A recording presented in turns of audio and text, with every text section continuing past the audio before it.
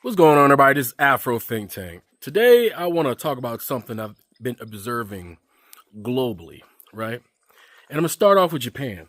Japan has a new right wing party because they're saying that they're tired of having so many immigrants move into the country and they feel like they're going to lose their identity. So they're fighting so they can hold on to their Japanese culture, right? Also, in Italy, in Spain, in France, in all these countries, Europeans are fighting to maintain their culture. They're fighting to stop immigrants from coming in their country, changing the demographics and the culture of their country. All the European colonies, like Australia, like South Africa, like America, like Argentina and Venezuela, all these places where white people went and killed and genocided the indigenous population, stole it, and pretended like it belongs to them because God gave it to them, right? And so you got all these white folks disappearing and trying to maintain the culture of their colonies and their homeland. You got Asian people in Japan and even in China to some extent, because China, they got a population issue too, which I don't know if you guys know that, right? But at the same time as they're trying to stop immigration, right? Or if you got the people protesting about immigration, their governments are admitting that all of these people are losing their population, that they are in an irreversible population decline, meaning they are on their way out. So even Japanese people, love them. The country of Japan they're going extinct, meaning even if they were to get rid of all the immigrants that's in their country and they were to slow it down, that's not going to stop them from disappearing off the face of this earth. You see, while they're on the journey of extinction, right, their countries, right, are going to start disintegrating because they no longer have the people to run the facilities and the government to keep the country running.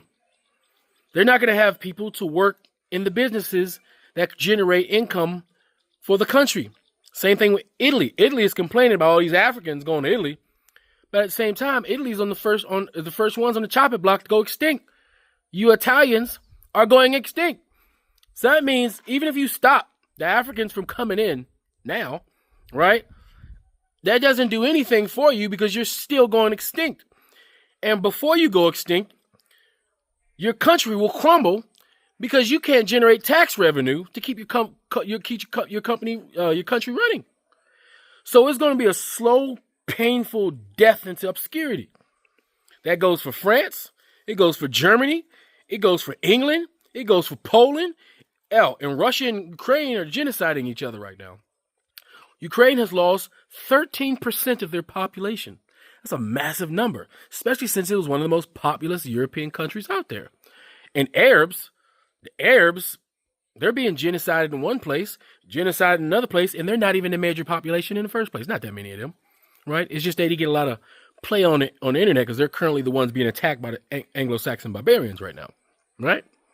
And every other population on the planet has a similar problem. And they all want to fight against immigration, but they need immigrants in order for their countries to function. If you look at all the governments, they're all a bunch of 80-year-olds. What happens when they die? What's going to happen what about the 50 and 40-year-olds that you need in your countries to step up and step into political office and step into all these critical positions? They're not going to do it. They're not even trained to do it. What's going to happen when you no longer have the professional capacity for governance? You're going to need to import it.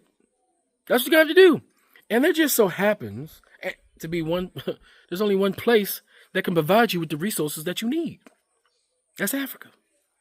Listen, for all the japa that you hear, right?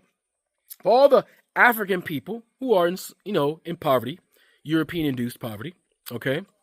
For all of that, and for all the millions of Africans that's leaving, there's so many Africans that's like people pocket change to the African continent.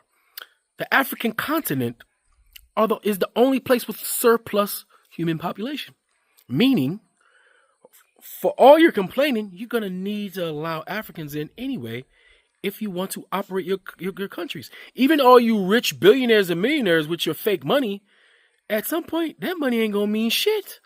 First of all, you won't be able to generate it, right? You won't have anybody working for you unless you hire us in every level of your corporation, on every level of your business, in every level of apparatus, meaning African people are going to have to take over your businesses. Hell, when you want to sell your businesses, who are you going to sell it to? You ain't got none of your people around. And none of your people going to have the money to buy it. You're going to have to sell it to an African. All you guys are going to have to sell your countries to Africans. China's already has a plan to, well, at least one of the parties. Right now they have a right-wing party trying to react to the immigration of all kinds of people, in Japan as well. Right? But you're going to have to, at some point, you're going to have to let these Africans in. It's either, listen, this is how it's going to go. And I'm telling you, there's nothing you can do about this. Have you guys watched Star Trek? Remember the Borg? Resistance is futile. So this is what's going to happen for all you Europeans and Asians having your population issues irreversible, because it's irreversible, meaning there's nothing you can do outside of printing out human beings with artificial wombs to change your situation. And even if you do that, y'all don't even have the population to take care of them. Who you going to? You're going to have to hire Africans to come take care of them. Hell, in America, we ain't got enough nurses in the middle of America. We got to export them from other countries. Why do you think we got so many African nurses? Because there's not enough African-American people who want to be nurses to do it. That's why you need to supplement them with African nurses.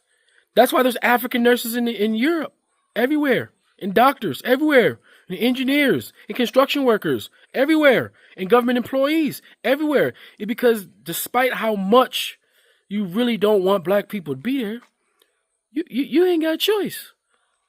You can either die slow or die fast. Which one is it? Your countries can die slow or die fast. Either way, we coming. Either way, we coming. And the thing is, your fantasies that your governments have placed in your head make you think you guys are bigger than you are. Do you guys realize how small you guys are? Do you realize how small you guys are? How much little territory you actually, occupy? It don't take much. Just a handful of Africans can just take over all of Europe. It's happening. There's places in Europe that look like it's in Africa right now. And we're just getting started. So either right now you guys can try to slow it down, which I see you doing, but you won't stop. You can't cover those borders. Those borders are not real. There's not enough barbed wire and fence in the world to stop an African from getting where he want to go. As you should already know by now. You guys should just open up floodgates and just let it happen. Would you rather die slow or die fast? Which one is it? And as far as Japan already has a plan, at least part of their political plan is to bring a bunch of Africans in, because they're going to need that support to run their businesses, their governments, to do the work, because they don't have people to do the work. Same with China. Yeah, they got 1 billion people, but 800 million of them are old geezers. What happens when they need, who's going to take care of them old geezers when they're wearing diapers? Who's gonna feed them when their teeth won't chew up the food? It ain't going to be the younger Chinese people. They got to work. They're having a hard enough time right now. In Italy, you guys you guys can't take care of yourselves now. What about Greece? What about the lower Mediterranean places? You guys can't take care of yourselves. Huh? Y'all getting old. Who's gonna mush up your potatoes? Huh? Who's gonna mash up your carrots and stuff? Who's gonna help you out while y'all in hospice? Because y'all damn near in hospice now. I'm just saying, who's gonna generate the money for your countries to stay first world nations? I mean, right now y'all fall into third world nations because y'all can't steal from Africa no more. So on top of the fact that your population is declined, y'all genetically y'all can't have babies because the nature says we don't want you no more, right? So they make it so your men's sperms don't work, right? And on top of that, y'all got wars left and right, even in those European countries that y'all don't like to speak about because y'all don't respect them because they're Muslim. I mean, y'all doing some. I mean, come on now. Look, and about. I mean, hell, 2050, y'all. Come on now, 2050. Hey, 2050 is coming. I just came back from a Nigerian school, right? Listen, they're the future. They're about to take over the whole world. The little babies that's being born right now in Africa, they're going to take over the world. What about all those space programs and shit? Huh? Who you think going to take that over? Who you think going to be the one going to Mars? This ain't going to be none of y'all. We're gonna be the one. Matter of fact, you need melanin anyway to go to space. I don't know. The sun don't go. Listen, just because you leave Earth don't mean the sun is still there. It's huge. You need this. And outside of this atmosphere, you really need this. How y'all gonna survive on Mars? Y'all can barely survive on Earth. Y'all not going to Mars.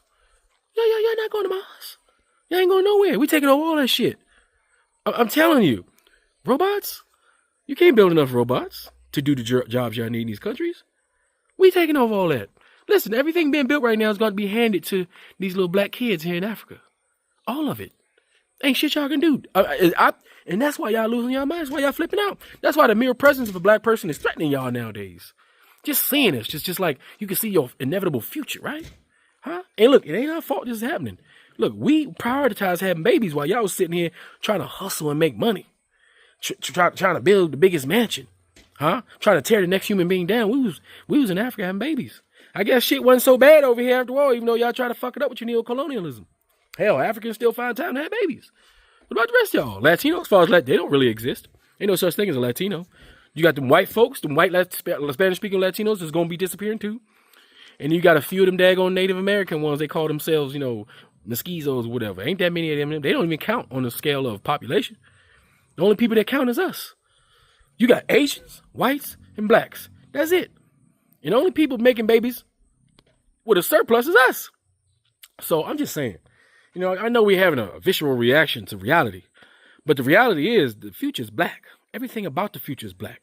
And there's literally nothing you can do. You could drop a bomb. You could drop all your nukes, the future still be black. You could make up any biological disease or whatever you want, the future still gonna be black. Y'all done tried to do it already. Y'all realize y'all can't kill us, right? Y'all tried every way y'all possibly can. Y'all used the entirety of your imagination to try to take us out. And all we did was multiply like baby's kids. God, see, that's a population thing. We ain't got to worry about that shit. So, hey, black people, prepare your children to take over the world.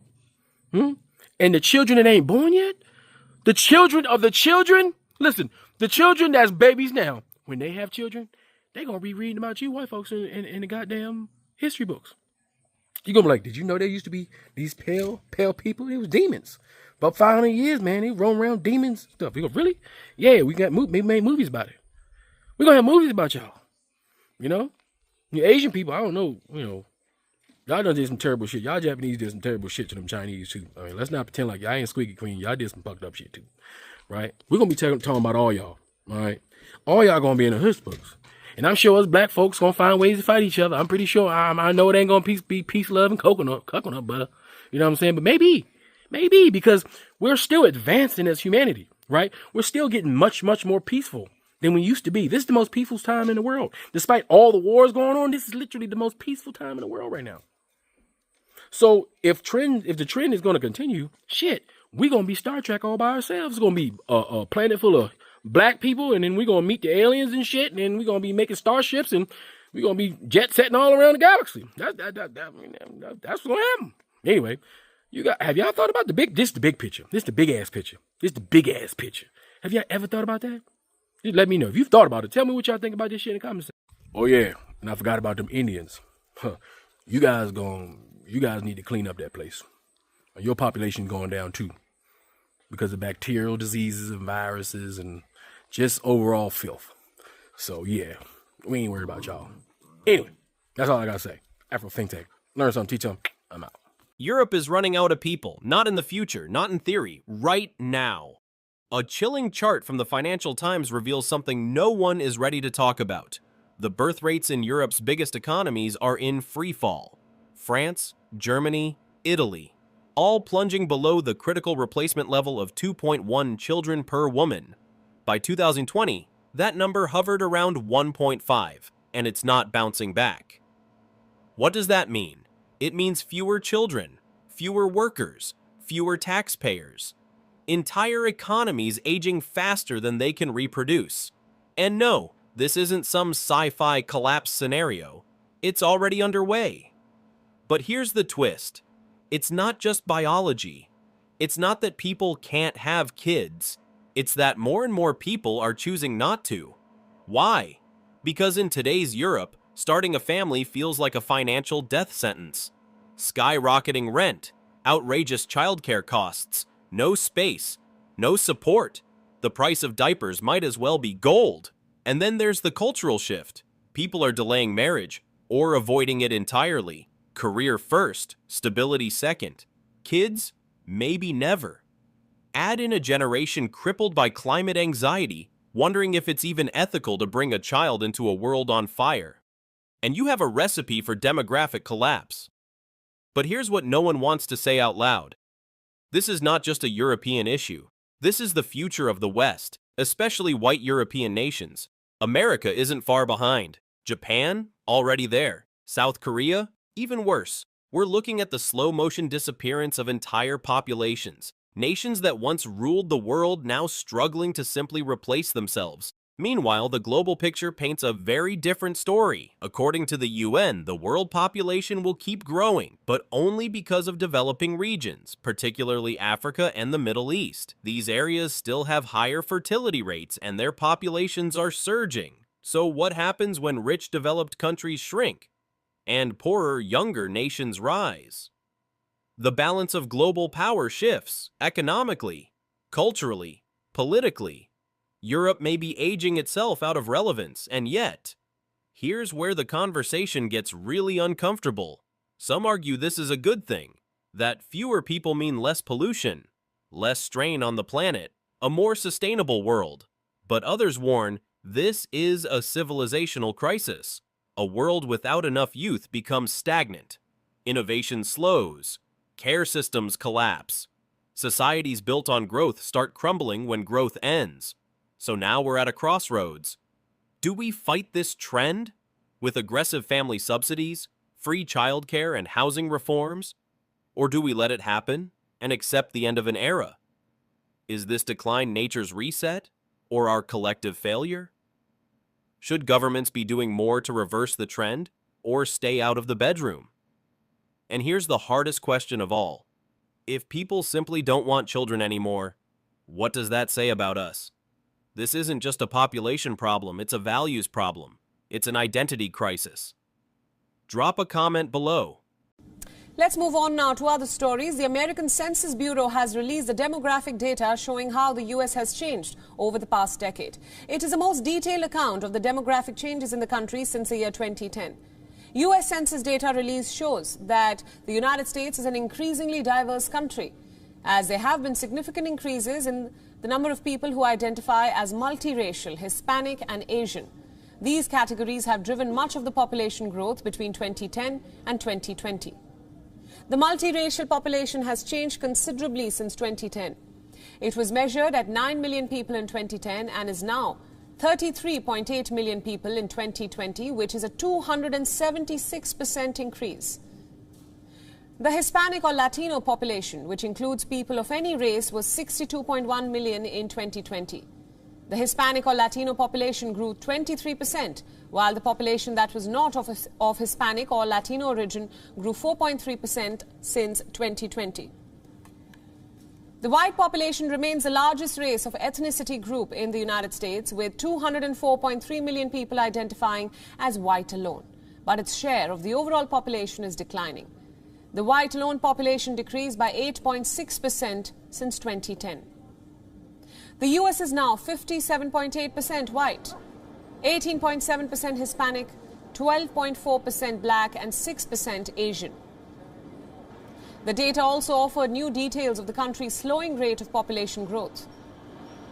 The population growth is lower than it has been at any time aside from the 1930s, and more than half of all U.S. counties lost population from 2010 to 2020. New York, Los Angeles, Chicago, Houston and Phoenix remain the 5 largest U.S. cities. Phoenix, which grew faster than any other city in the top 10, surpassed Philadelphia. The fastest growing cities across the U.S. are now in suburban areas. The data release arrives months later than originally expected, as the census took longer to complete due to the pandemic. The delay has forced some states to go to court to postpone their redistricting. States use the data to redraw district lines for the U.S. House of Representatives after each decennial census. Now, the data will shape how $1.5 trillion in federal spending will be distributed to each state and local area. It will also be used by the state demographers to redraw political maps across an increasingly diverse country ahead, of course, of the 2022 midterm election.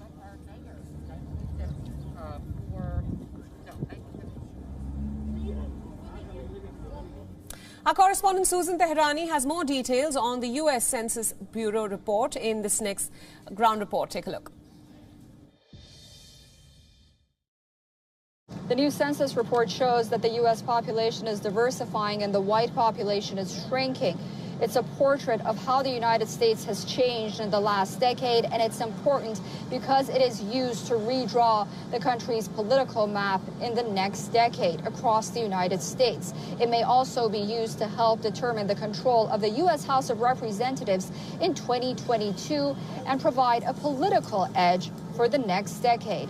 While the white population did see an increase in some states and communities, the population for individuals under the age of 18 remained quite diverse.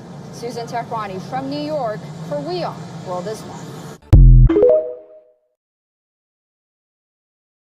Africa's population has literally exploded. In the year 1900, Europe had 3 times the population of Africa. Today, Africa has twice the population of Europe. And this growth rate is going to continue. In fact, looking forward into the future, while most countries will be shrinking, sub-Saharan Africa will be growing. But what has made this possible? Since decolonization, a bunch of really good things have happened. GDP per capita has gone up a lot. Life expectancy has jumped from 40 years in 1960 to 60 years in 2017. Now, the fertility rate has dropped a bit, but thanks to modern medical technology and sanitation, more and more of these kids, in fact most of them, are living through infancy. And not only that, but the mothers are more often surviving childbirth now too. And despite a factor of 4 growth, food security and water security have both gone up, running parallel to an increasing urbanization rate. This trend of urbanization is projected to continue, as is the trend towards cleaner and better quality sanitation. Now, North Africa does still lead in terms of high quality water supply and access to sanitation,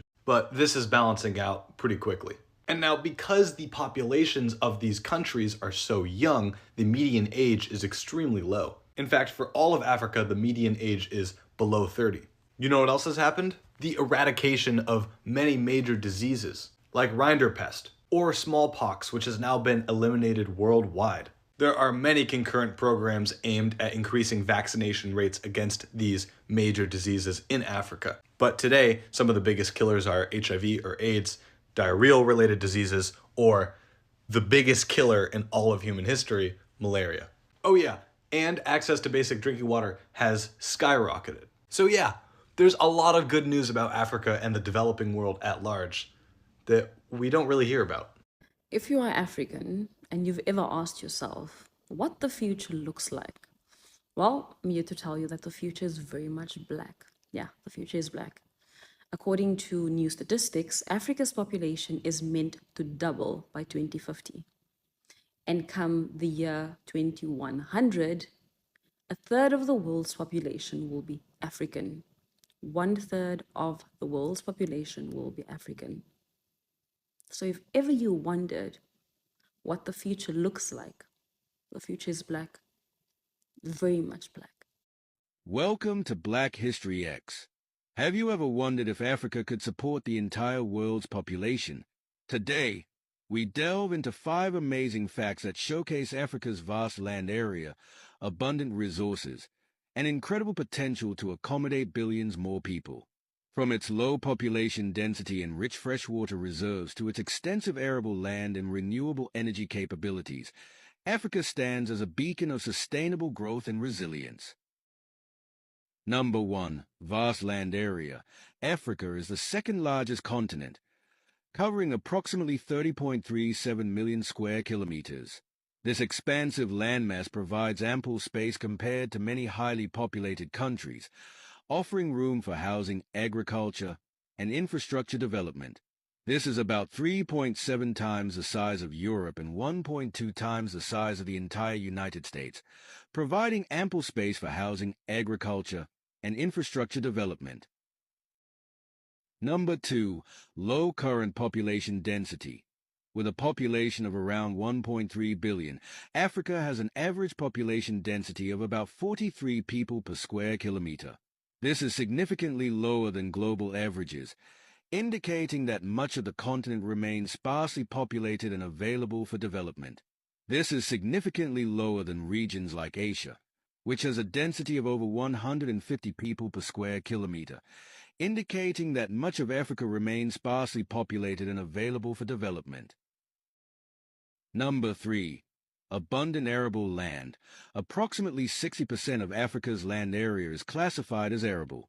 This vast amount of fertile land can support extensive agricultural activities, ensuring food security and the ability to sustain a larger population through advanced farming techniques. Number 4. Rich freshwater resources. Africa boasts about 20% of the world's freshwater resources, including major rivers like the Nile, Congo, and Niger, as well as the Great Lakes. These abundant water sources are crucial for drinking, agriculture, and industrial use, supporting a growing population. The continent is home to Lake Victoria, Lake Tanganyika, and Lake Malawi, which contain a combined total of approximately 84,000 cubic kilometers of freshwater.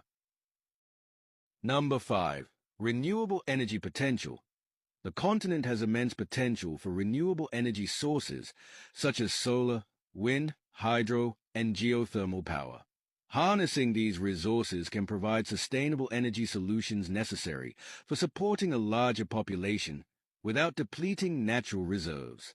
China is going through a population collapse right now. It's bad, and it's going to become catastrophic in the coming years. Now, I don't care what Peter Zeihan says, he's overblown, so forget him. Just last year, in 2023, China's birth rate has dropped below its death rate, meaning that more people in China are dying every year than being born. According to the World Economic Forum, China's population fell by 2 million in 2023. This is all because of China's one-child policy, which lasted from 1980 to 2015, in which you could only have one child. Let's go a few years before that disastrous policy was implemented. In 1974, we're looking at the population pyramid. This is a beautiful, healthy base of almost 30% of the population below the age 15. And people above the age of 50 were not even 10% of the population. So this level of the pyramid to this level of the pyramid was doing most of the financial support, which is fine because the young people will eventually replace the older people. Now let's jump to 1994, and you see that that base, that beautiful healthy base of a young population, has contracted significantly. You can see that beautiful healthy wide base of the population pyramid has contracted significantly. But the young people who were born 20 years ago, they're here now, and they're still able to support the majority of the population. And of course, people between the ages of 30 and let's say even 55 or 59, that's a nice, good chunk of people that can actually support the top tier and the bottom tier. This is where we are now.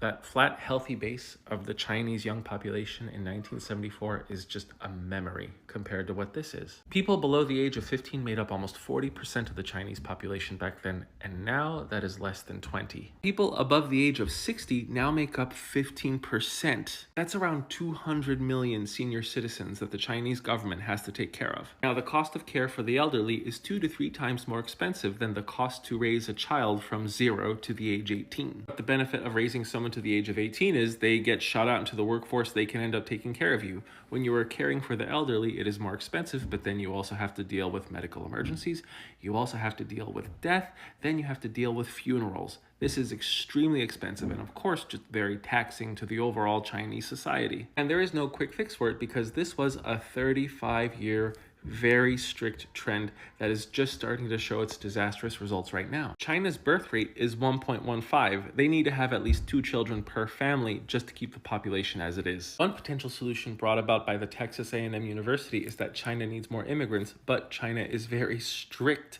on their immigration policy. Now look at 10 years, China's population in the year 2034.